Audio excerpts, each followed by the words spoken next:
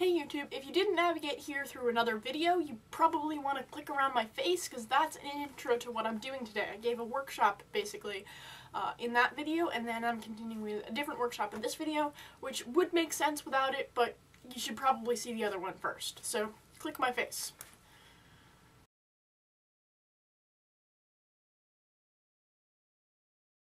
Hundreds of people were forced to work against their will in the fields, picking tomatoes and weeding the farm.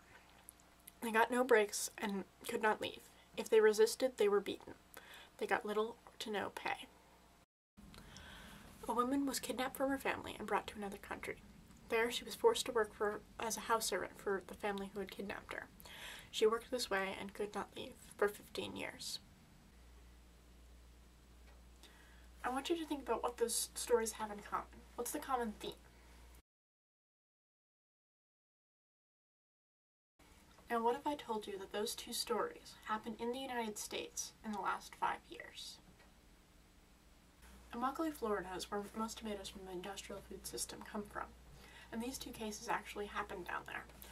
The people involved were tried and sentenced to 20 to 25 years in prison. These two cases are very extreme, but the conditions of the Immokalee workers are bad enough that they can sometimes lead to these kinds of cases. I want you guys to think about what your typical day is for your job, whether that's being a student or an actual job. And now I'm going to tell you a little bit about the typical day of an Immokalee worker. A day for a typical Immokalee worker begins at 4 o'clock in the morning. They wake up and prepare lunch. They then walk to the pickup lot, which can be actually quite far from where they live. This is where they hope to get work for the day. They aren't actually guaranteed a job every day. They have to get picked up. And so, if they are lucky enough to get picked up, they will then go to the fields and weed from 7:30 in the morning until 9 o'clock when their supervisor shows up. During this time period, they are not paid. Once their supervisor shows up, they start running the tomatoes. Basically, they're filling 32-pound buckets full of tomatoes and running those, picking all of the tomatoes and then running those to a truck and then starting all over again. They do this until about 12 o'clock when they have 15 minutes for lunch. And I don't know if any of you guys have ever picked tomatoes before, but you know all that grimy stuff you got on your hands? They don't have any water to wash that off with, much less any of the pesticides that they've probably come in contact with. And they just have to wolf down their lunch and then get back to work until about 5 o'clock, depending on the season. They will then get driven back to the pickup lot and go back to their houses. And then they have to do it all again the next day. And there's never any guarantee they will have work.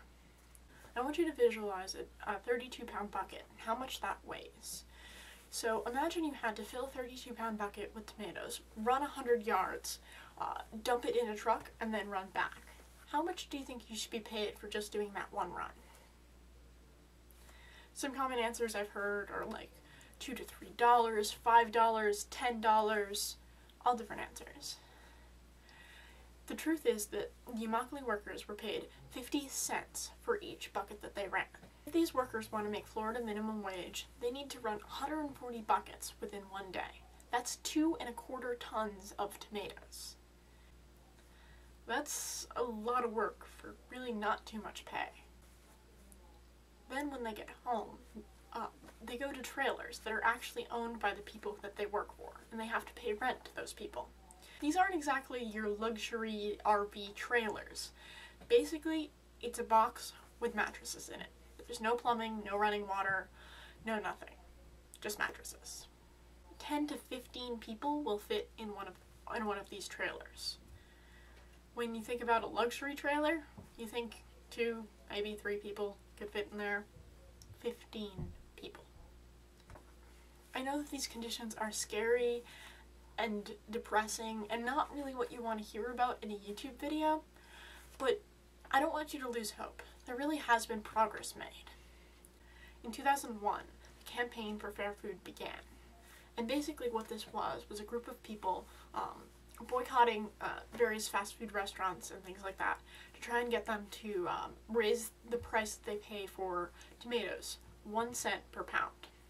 For many years, nothing happened. Eventually, places like Taco Bell, McDonald's, Whole Foods, and many others ended up agreeing to that price and and paying that 1 more cents per pound. I know that doesn't sound really too much like a victory, but that 1 cent is a 32 more cents per bucket for each of those Immokalee workers. So that's almost a 50% raise. Now the only question is, what's next? I mean, this goes beyond tomatoes. It goes to grapes in California, oranges in Florida, and pretty much any food industry you can think of. There are a lot more industries out there just like this tomato industry. I want you to think more about your favorite meal, where it comes from, and what's in it. And think about the impact on people like the Immokalee workers. You make choices with what you buy and who you support. If you can support a local system or a fair paying system, that's what we want to do. I want to thank you for listening to this very difficult video all the way to the end. It really helps when people are aware. It's just up to you with what you do with that knowledge.